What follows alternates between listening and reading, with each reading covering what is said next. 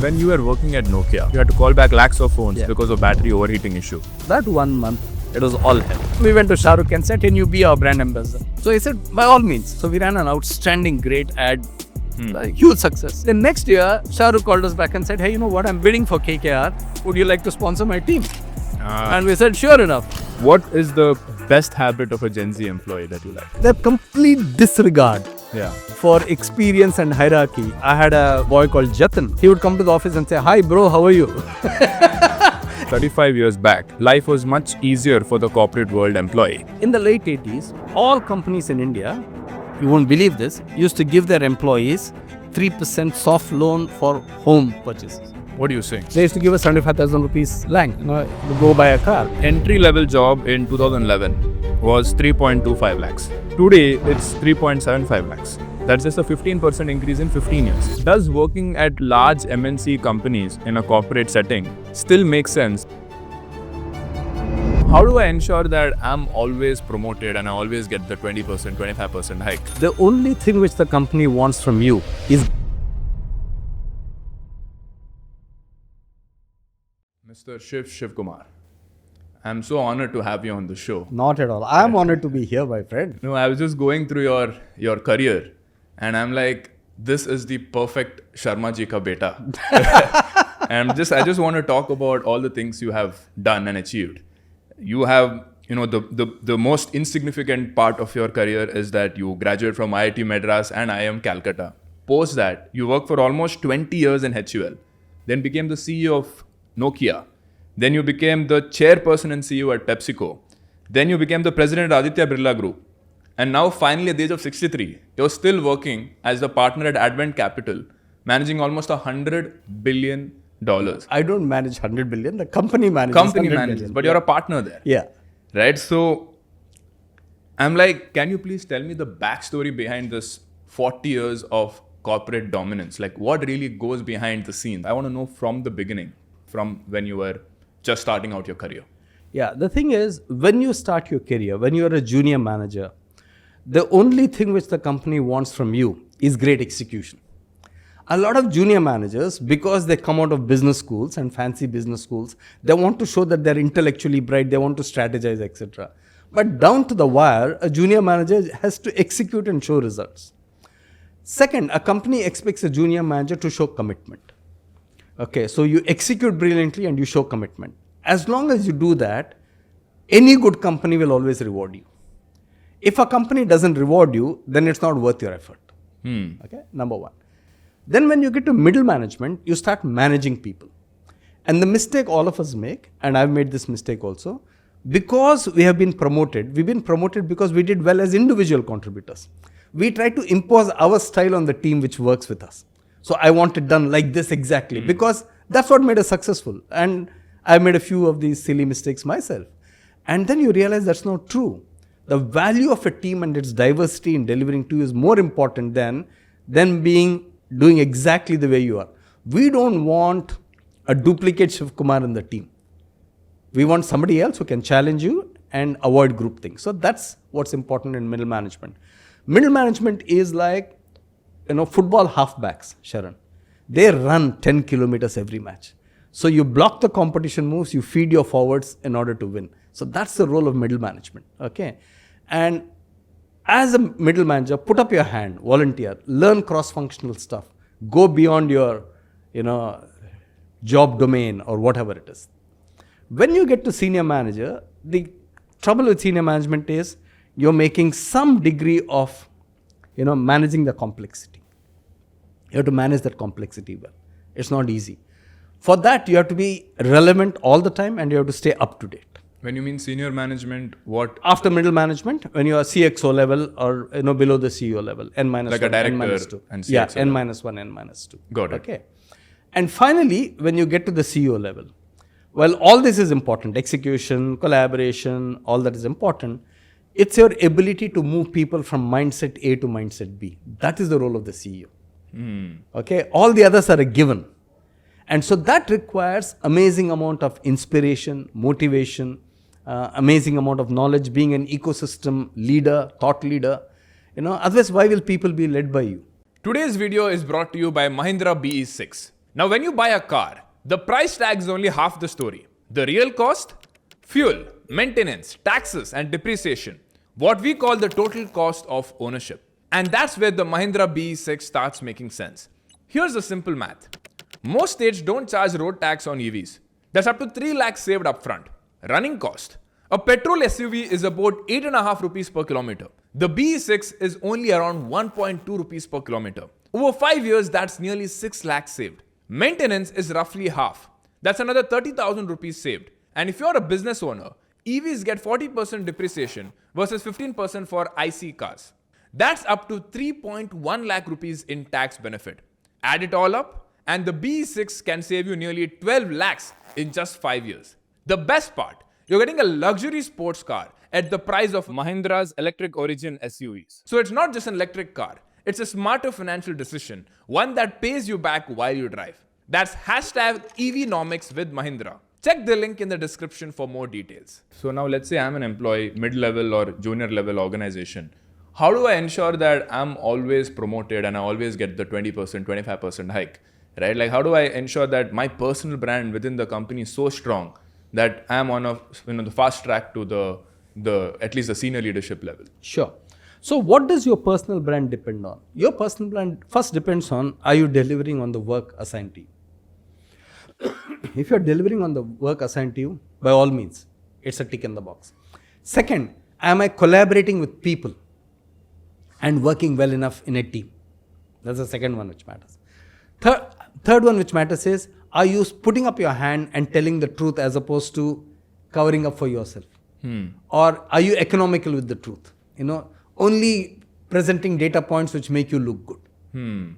Okay, and fourth, which is very important in today's world, Sharan, is do you have a reputation outside of work? Yeah. That's a very important quality which companies look for.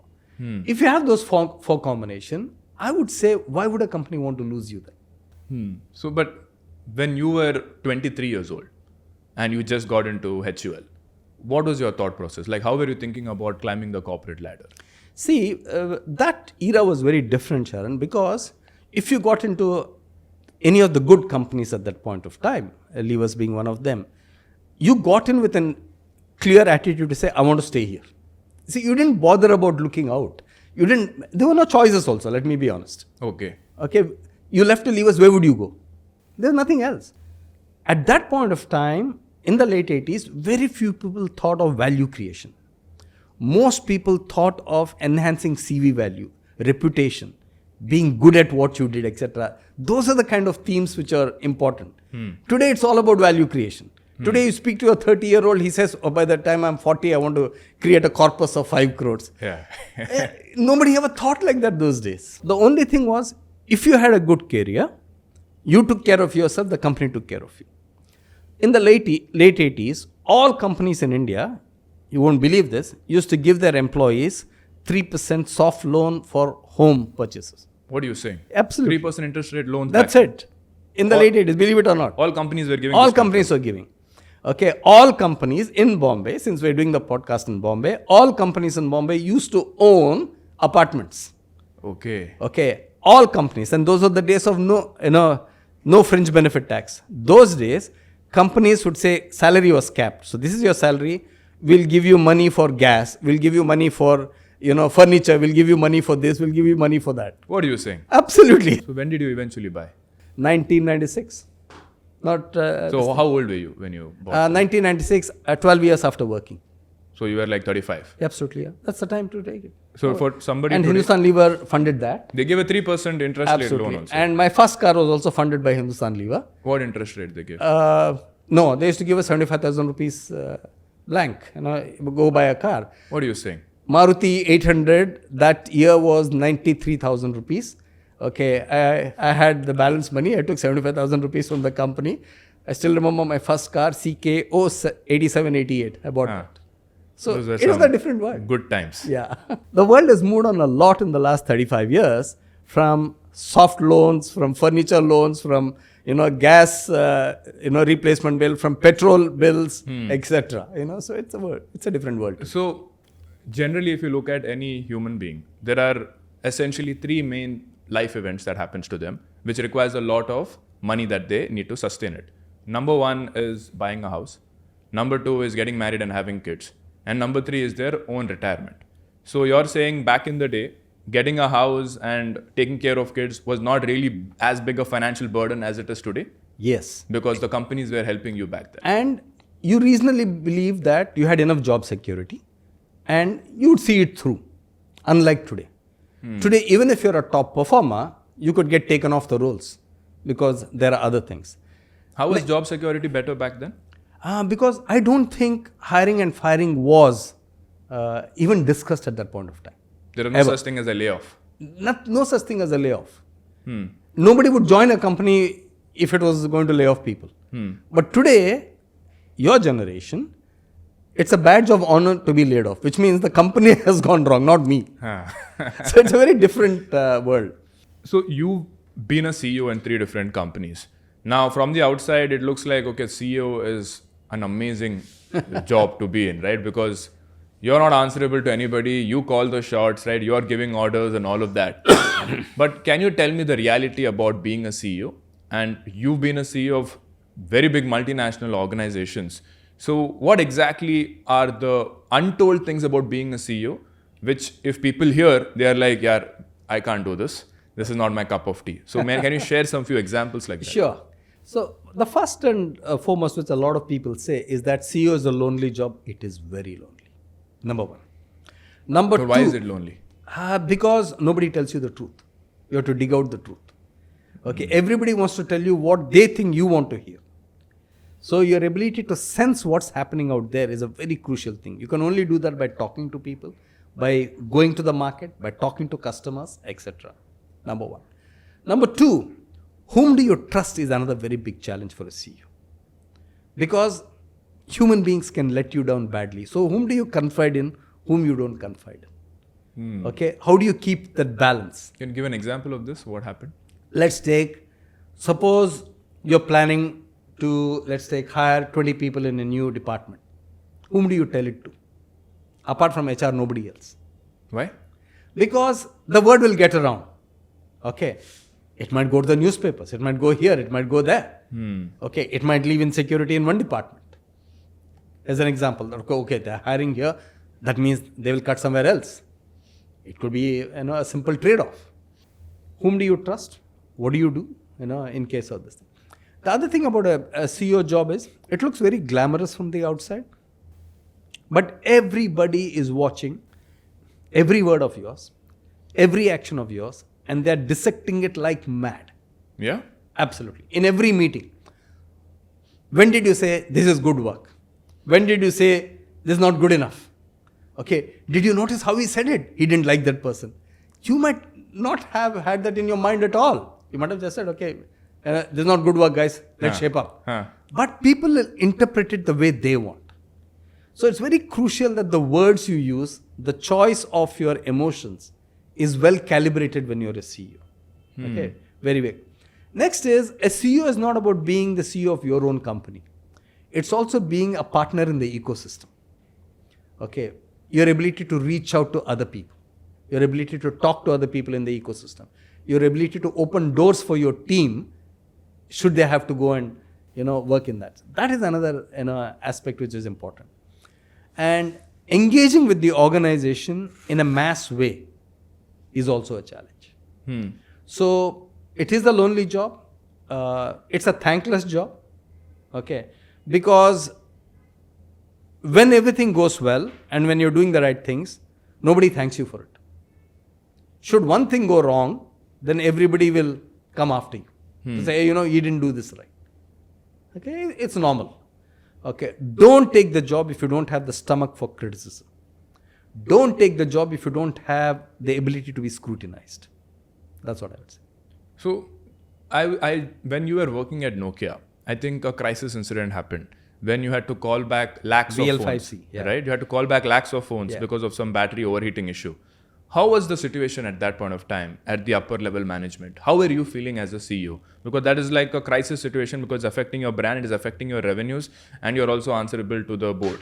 And you're affecting your reputation. Your reputation as well. So how are you processing at that point of time? Are you calm? Of course you can't be calm all the time. So how were you as a person at that point of time? Yeah, so you have to be absolutely calm. I landed and then Poonam called me and said, hey, the whole, biogas has hit the ceiling. You better come to the office at 11 o'clock in the night.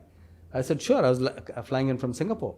So I landed in the office and the 12 members of the management team were there. They were all down and out because it was such a horrible thing for us when we are such a loved brand and everybody was killing us. Okay. Then we sat down and said, okay, we'll do these 12 things. Okay, we did 11 of them in 48 hours. Okay, the 12th thing, I'll come to that later. Then in 2 days' time, we recognized that one of the people in the team was not pulling his weight. He was not working with the others. This was a crucial make or break for us. This is an upper management person. Yes, upper management person. So I reached out to everybody, the full management team, and said, look, I think I need to move this guy out. And I'm going to replace this guy with somebody else. Because otherwise we will not resolve this. So everybody in the management team said, yes, Shiv, right thing to do.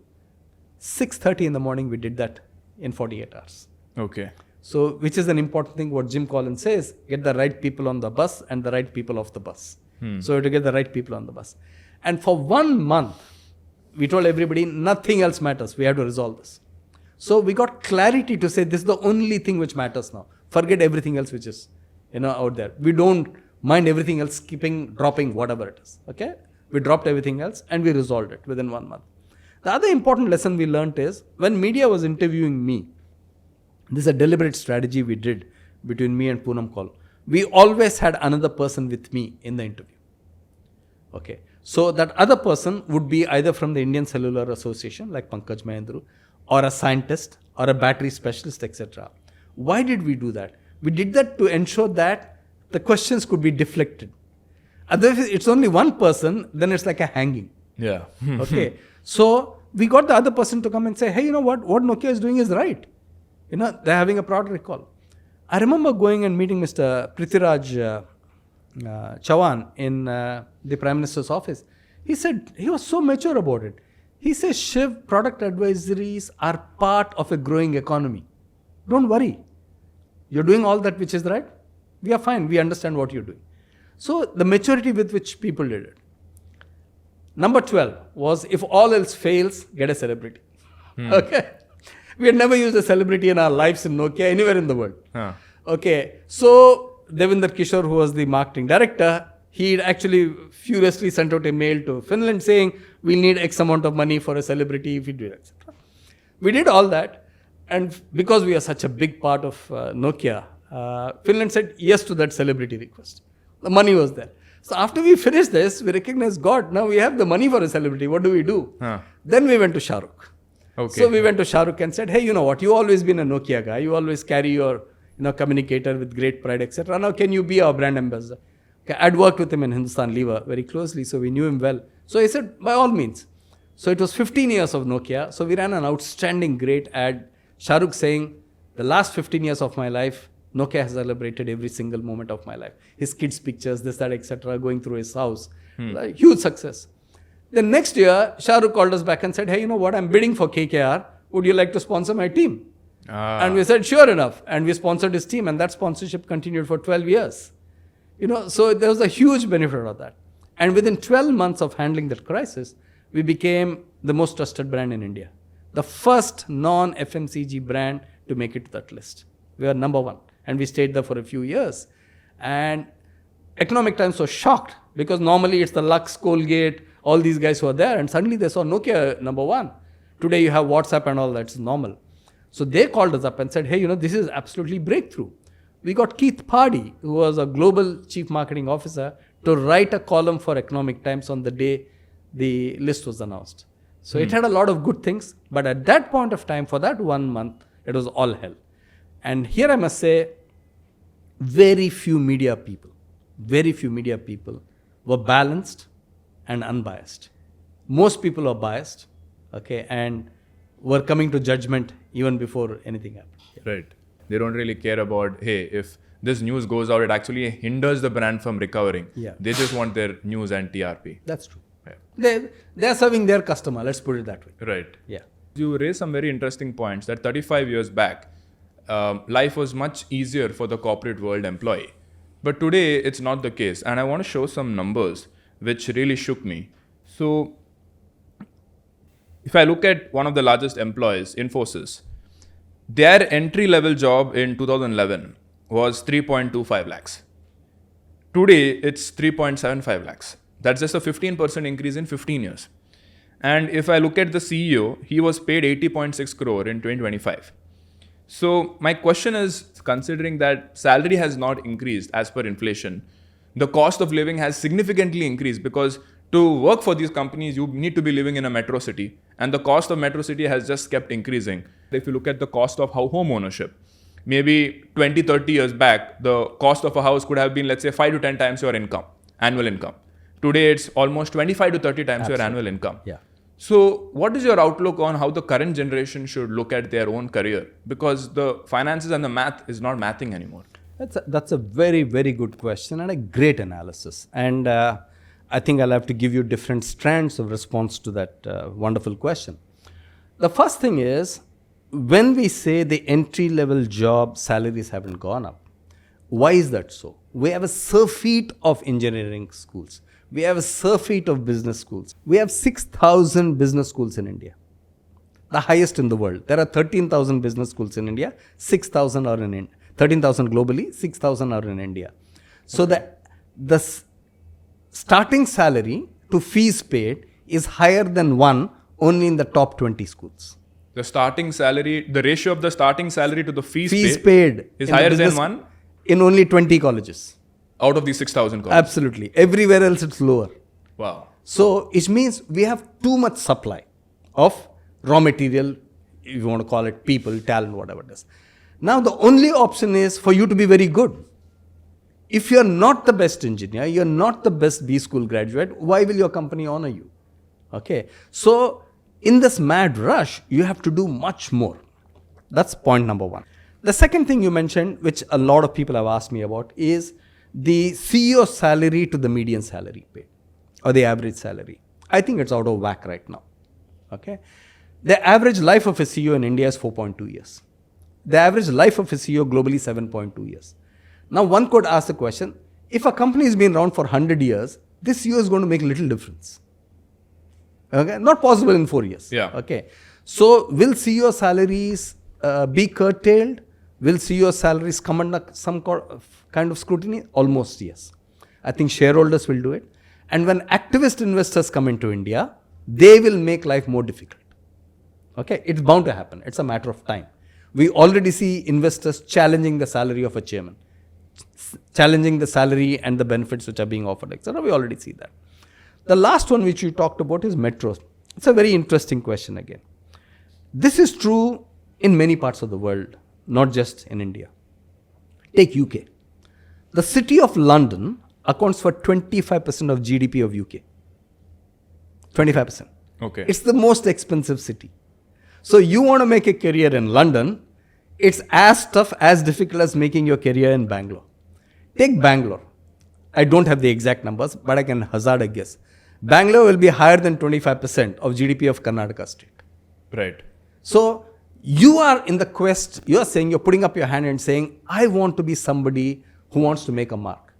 Then you have to come to, a Bangalore, a Mumbai, a Delhi, a Gurgaon.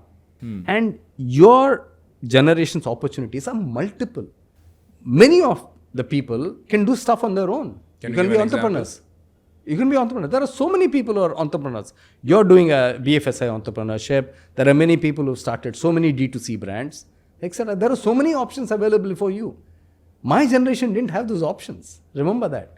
So you choose between the options you have, but the choice of lifestyle and the cost of that lifestyle is in your hands. So I think, yes.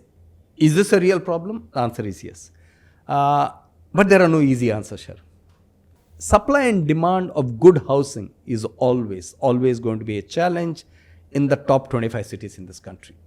So the only answer is spread out, like Bangalore has spread out, like a Whitefield, like a Shajapur, like a Jayanagar, more like a Hebbal, like a Yelahanka, like a Jakkur.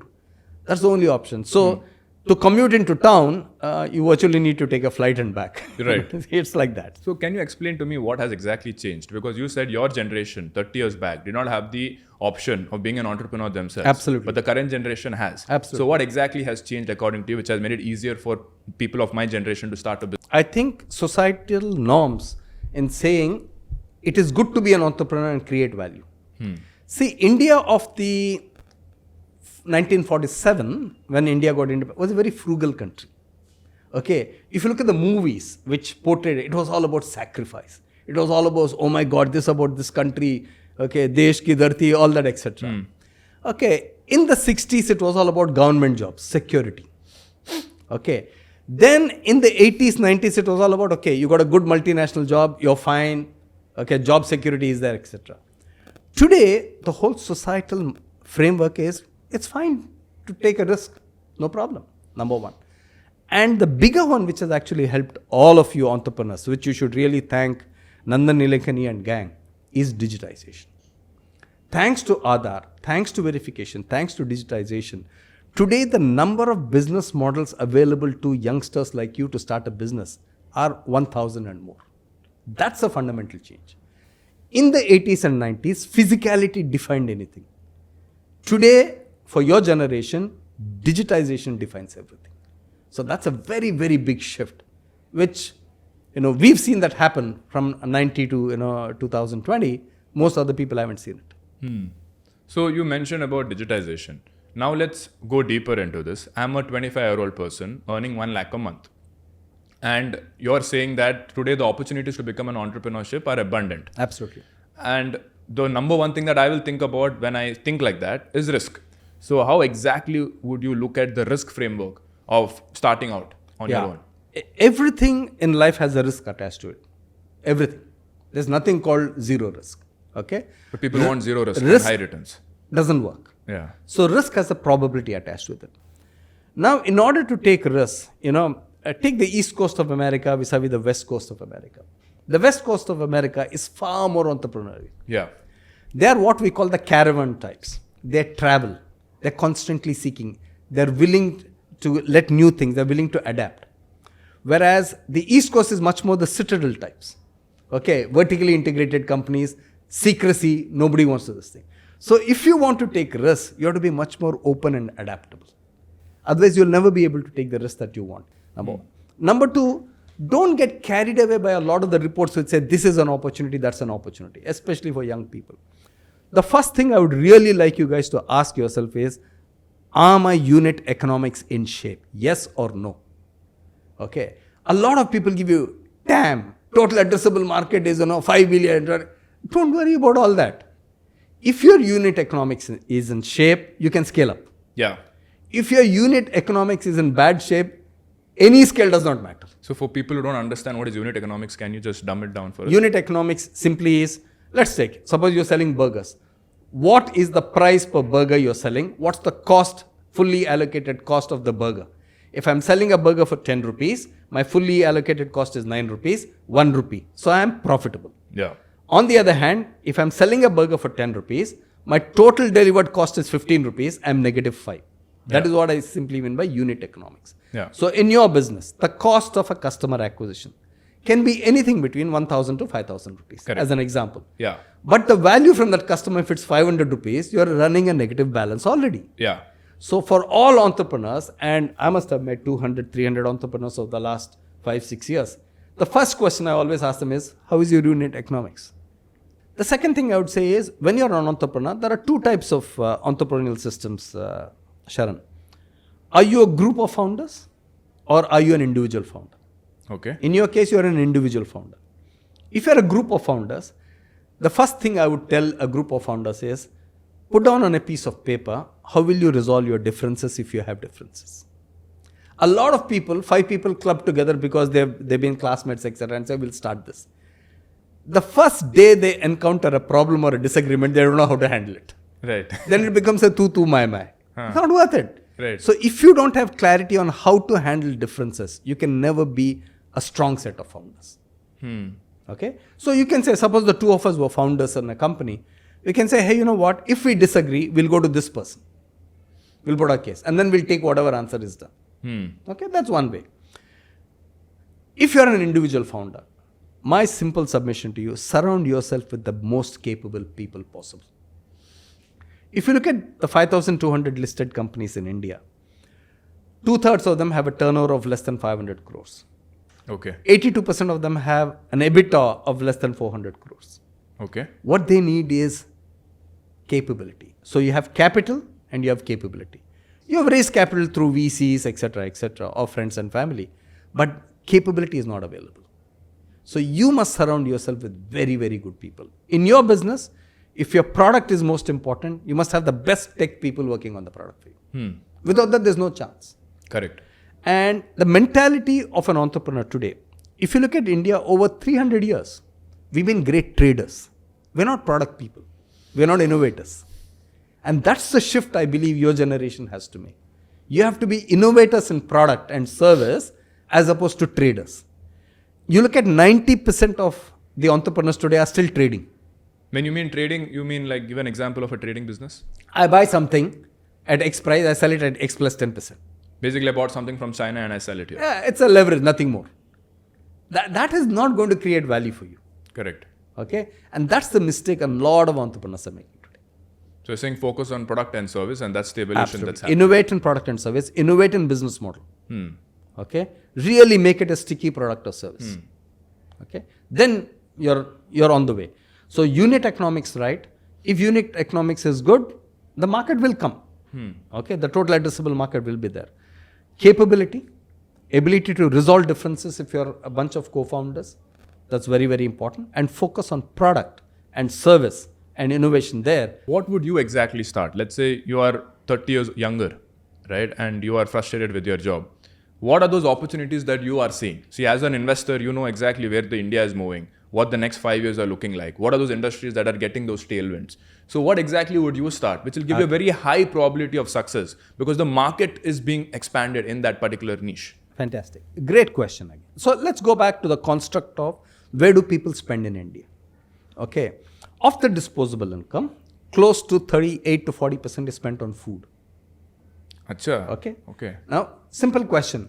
Are there opportunities in branding food? Okay. So India makes 230 to 40 million tons of food products all put together, fruits, vegetables, grains, etc. You look at vegetables, you look at everything. They're unbranded right now. Is there an opportunity for that? The answer is yes. Let's look at two other things. Health. India spends under 3% of its GDP on health. Is there an opportunity there? By Jove, that's a big opportunity. I believe it will be one of the biggest opportunities for a future India. Digital health as well as physical health. It's one of those unique categories where both matter. Okay, I think health and everything to do with health. Health will have regulatory issues. Let me not, walk away from that. Okay, there will be regulatory challenges because that's the role of the government. Okay, but as long as you're within the regulatory guidelines, health is going to be one of the biggest markets. People will give the right term for good quality health in this country, and you're seeing that. Right. Third one is outcome-led education. Okay, when I say outcome-led education, Career. if I'm At the end of that, you should get a job after that. one is either a job or entry into a bigger university for a better thing. Suppose I do an undergrad and I have the best set of teachers, etc., and the best set of students and colleagues. Most of the people there get into a business school, a very good business school. That's an outcome. Okay, a lot of IB schools in India today. There are 210 IB schools in India. Why do parents put their kids into IB? Because they believe that the IB education is the best if the kid wants to go abroad. But they charge like 7-8 lakhs a year. Absolutely right. That's the point I'm trying to make to you. Okay. So why? Because then they say, you know what? My kid is going to be prepared to get into King's College or Boston or Babson or wherever it is. I guarantee myself that I'm taking the risk out of it. Okay. So outcome-led education is a huge opportunity. Okay. For professionals, let me talk about professionals. I believe one of the biggest opportunities for professionals in the country today is coaching. Coaching. Okay. A lot of junior managers, a lot of middle managers want to be coached. Everybody has ambition, but they don't know how to get there. So coaching as a discipline, and people are paying their own hard-earned money to be coached. Coaching for what? For success. Acha. For being well. It can be coaching for communication. It can be coaching for collaboration. It can be coaching for conflict management. Any number of areas. So in the professional sphere, that's another big area which I believe is going to open up. So I've just given you 4. You look at food and brands in the commodity chain. You look at health, big one, no doubt in my mind. Outcome-led education and coaching for professionals. I've just taken 4 out of my hat, and all will be important. You mentioned about education. Now, going forward, as we approach this world where AI is making access to knowledge so democratized, how do I sort of ensure that I am still relevant in the market? And from what I mean by that is, when everybody starts out in their corporate world, we are essentially exchanging our time for money. Now, if the value of my time is going down because AI is doing things better than me, faster than me, and knows a lot more things than me, and me going to a school and college and mugging up textbooks is not having any more value because a person who can hire me can simply get that knowledge from AI, how do I really look at this world, right? Because like, what exactly is the employer paying me for, right? Is it the things that I learn in MBA textbooks, or is it something else beyond which I should be prepared for? Yeah, that's a great question again, Sharan. As the world becomes more and more tech, the bigger the emphasis on people skills. Okay. In the past, we hired for hard skills and trained for soft skills. We'd hire you as a manager, and then the company would train you on collaboration, how to work with people, how to communicate, teamwork, etc. Today, it's the opposite. We hire for soft skills and train for hard skills. Okay. AI will never take away jobs which involve people-to-people interaction. Right. Number one. AI can never take away jobs which require decision making. Okay. So it's like what we call decision intelligence. For example, a professor in Wharton, he actually tells his students, I want you to use AI and come to the class. But when they come to the class, he says, okay, Sharan, you used AI in this class on econometrics. Fair enough. Now tell me, what insights are you bringing to the class? It is not about using AI. It's not about doing a cookie cutter report and giving it to you, but challenging you to say, what insights did you pick from this? So the ability to force critical thinking and complex problem solving will be an essential part of all school and college curriculum. So I think AI will force a change in syllabus. It will force a change in the way we teach. It will also force us to change in the way we engage with each other in an organization. In the past, getting information itself was like root canal therapy. Right. Okay. Huge problem to get information on the second or the third of the month to say, this is my sale, this is my cost, etc. Today, it's available within minutes. Right. Okay. So I think finally decision-making ability and the ability to choose is always with the human being. That will not go away. Got it. So, but are schools and colleges going to prepare me for this? Because it seems like more like I learn things on the job. Yeah, that's another very good question. I think they have no choice. Go back to what I just told you some time ago, which is outcome-led education. If your syllabus is not up to date, your industry will not hire you. Correct. If your industry will not hire you, then outcomes will drop. So you'll be in a vicious cycle. So you have no choice but to keep up with what industry wants. Got it. So now let's go back to your life, right? You've obviously done so many things in your life. So beyond just thinking about career, I would love to know what does your time management skills look like? Like, are you like this 5 a.m. kind of a person who wakes up and then starts your day? Like, I would love to know, how do you design your day? Yeah. So, I'm an early riser. Okay. So, absolutely right. Try and exercise a bit, whatever. Whenever. So, like, what time do you wake up? 5, 6. Okay. Try and exercise. Catch up with the news as much as you can. Okay. Read stuff. Go through all the information bulletins. Read as much as you can. That's been through and through. I think a good strength over many years to be updated in terms of what's happening. For example, let's say tariffs is happening today. To get a different point of view on tariffs from as many people as possible. Okay. For example, this morning I was reading on the CNN feed that tariffs have not kicked in terms of pricing as yet. That's because a lot of people are carrying old stock. Retailers have cut back on their margins. Okay, intermediaries have come in to take a different route to market, etc. But they're saying in the next 6 months it has to catch up. Yeah. Okay, so just wait for it. And the other reason they've said is that because tariffs have been on and off, there's been no one date on which the tariffs have come into effect. Okay, so very interesting point of view. So read as much as you can.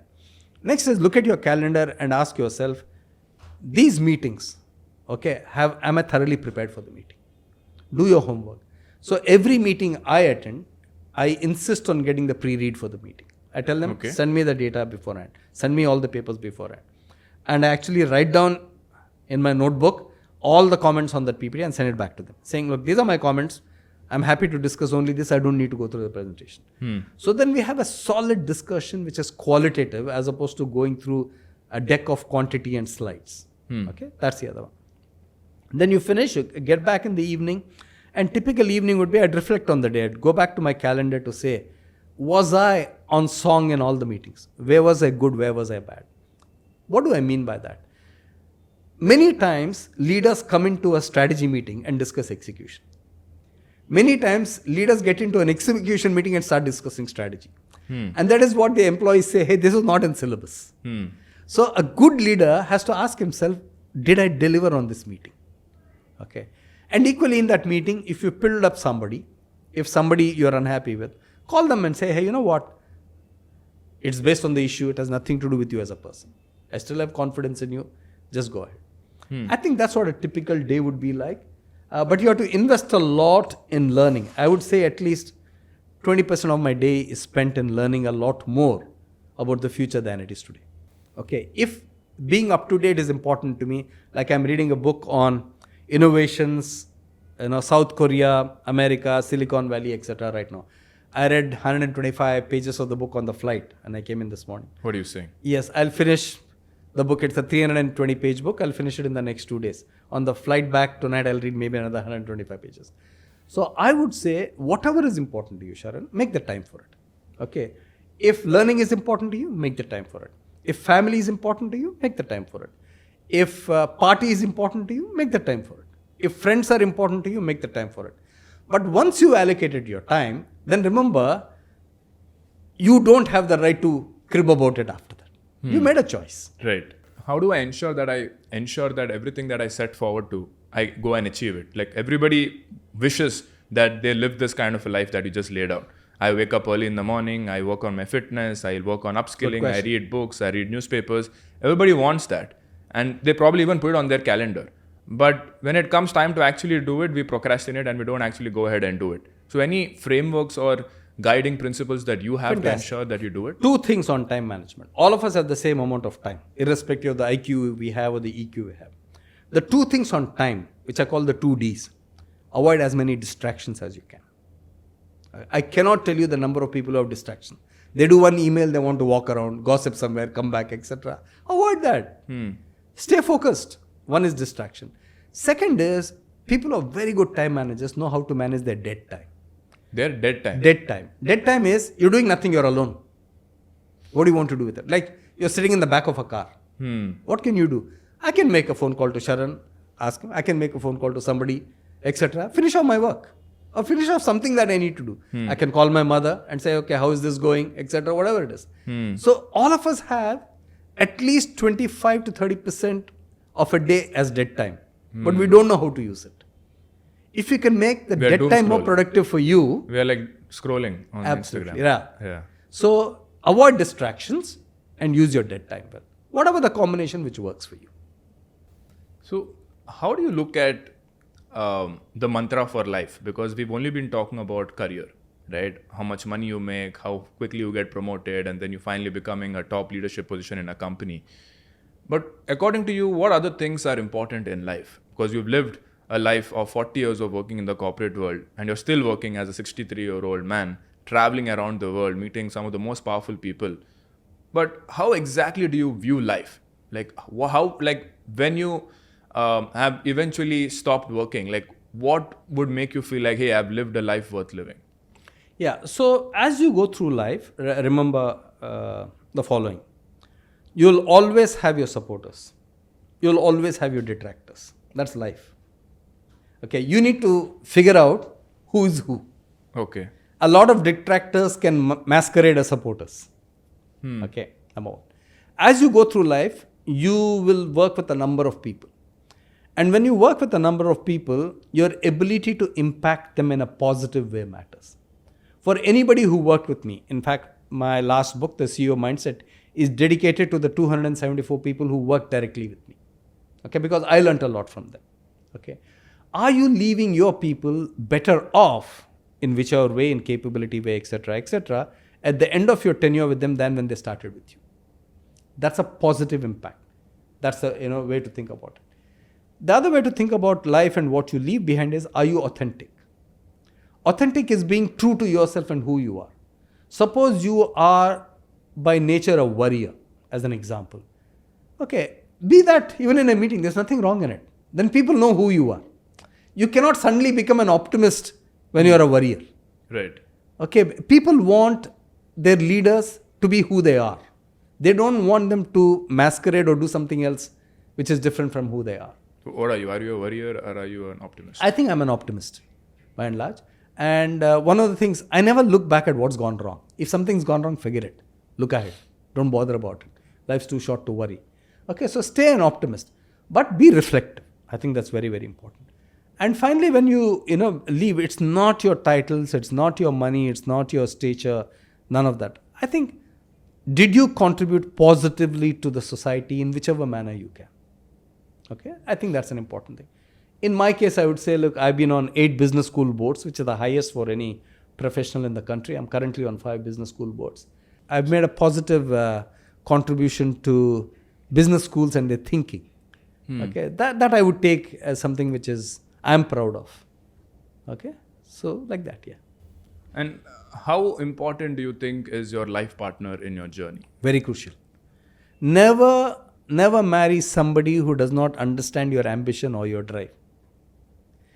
If your partner does not understand you, you're in serious trouble. When did you get married? What age? I got married when I was 28, 29. But my wife Hamsini has been balanced. She's my biggest critique, which is very good. So I get criticism at home before I get criticism in the office or in society. So she will say, hey, this is not right. What you said in this article or in this speech is junk. I don't agree with you. This is that. It's good to have a partner who sees you as a partner and does not see you for the title or what you are. Right. I think that's very important. So, like today, if you look at the society, people are marrying really late, and some people have decided not to get married also. Like the marriage rate is declining. That's number one. Number two is that even the childbirth rate is on the decline because people are like, I just can't have kids anymore because I cannot sustain them. How important are these two things according to you? Very, very important. See, no man or woman is an island. It doesn't work. All of us crave for companionship. All of us crave for friendship. All of us crave for emotional support.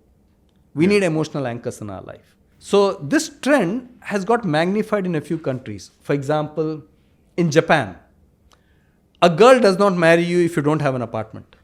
Really? Absolutely. Same in China.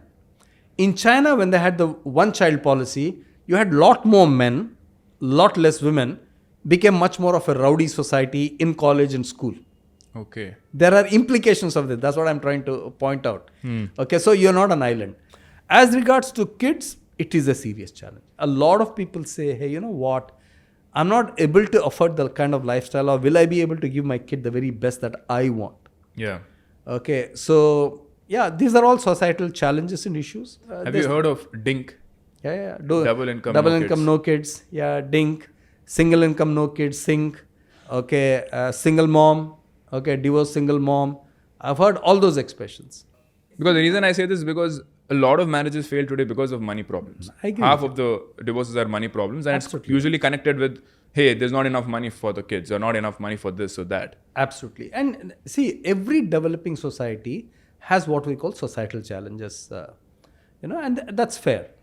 When you are in an agri society, your whole life revolved around 50 kilometers of your hamlet or village. Yeah.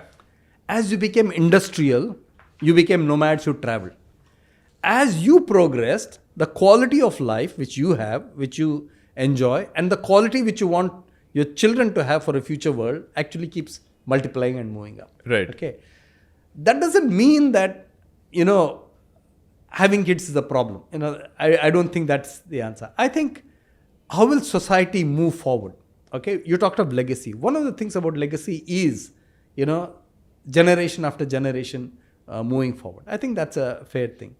But do aspirations fuel this thinking? Yes, they do. There's absolutely no doubt about that. But I think these are, again, as I say, individual choices. You need to manage them. So your advice is I should have a kid? Yes, absolutely. You should always. Okay. All right. Now let's get into some rapid fire questions. Okay. First question is, what is the first thing you bought with your first big paycheck?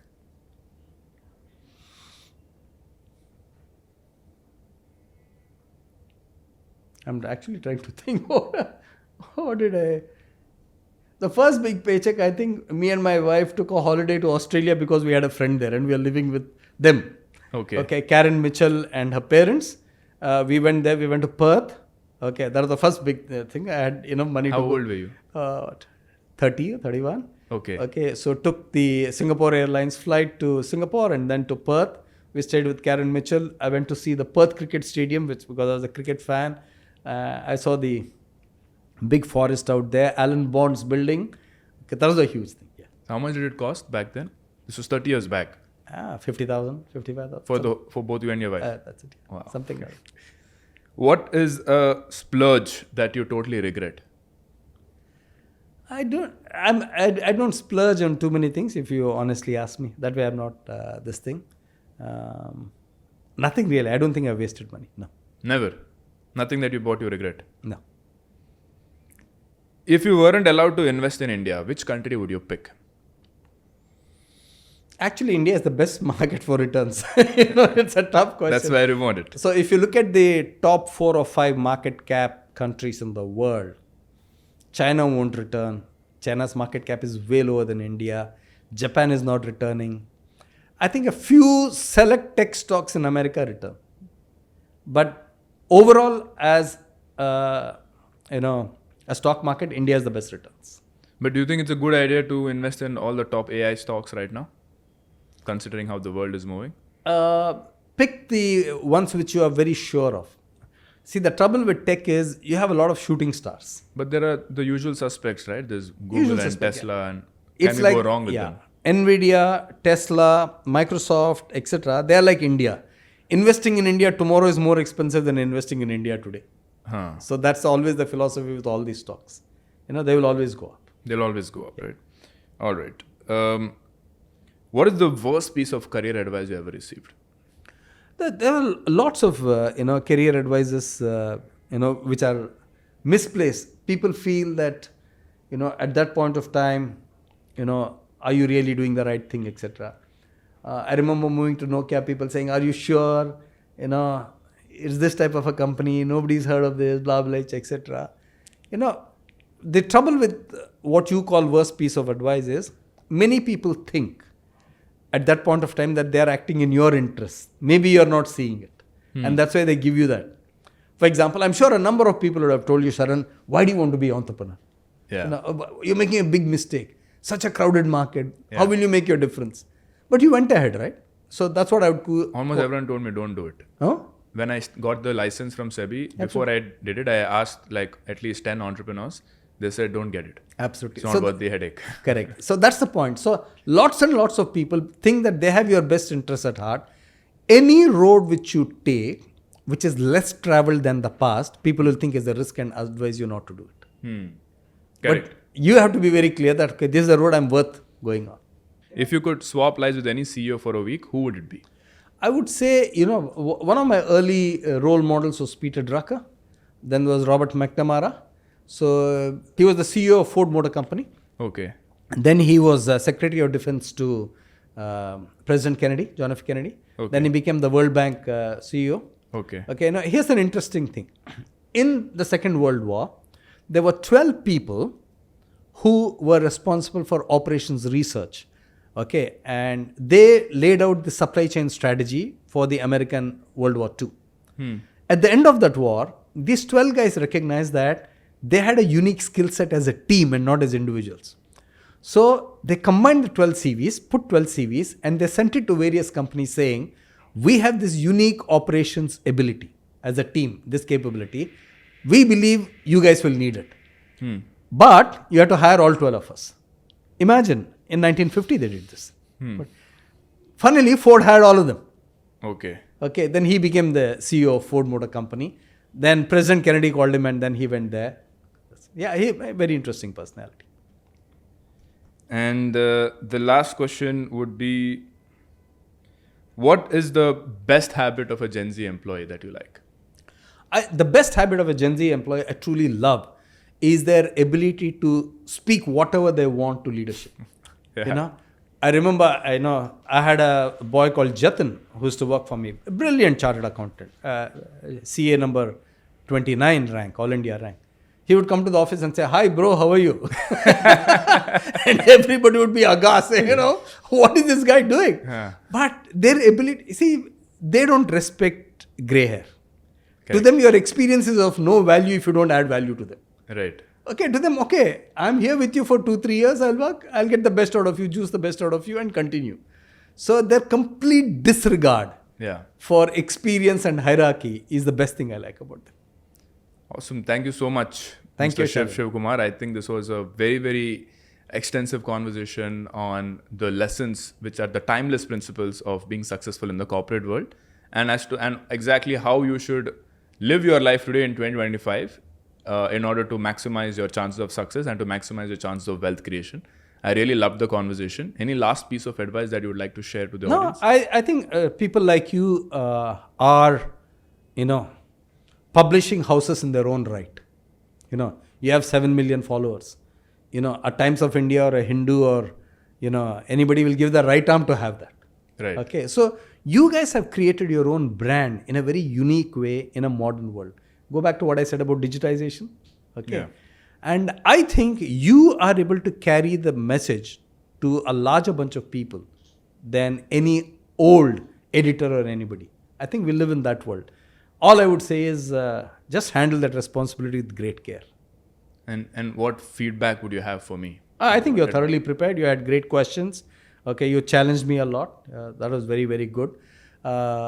I never asked for the questions beforehand because I wanted to be spontaneous.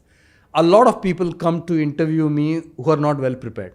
Yeah. So they are winging their questions. I know that they haven't, spent enough time about it. And then the interview is not that much fun. But in your case, very detailed, very thorough. You had all your facts. Congratulations. Great job. Thank you. Thank you so much. All right, guys. Thank you so much for watching till the end. I'll see you in the next one.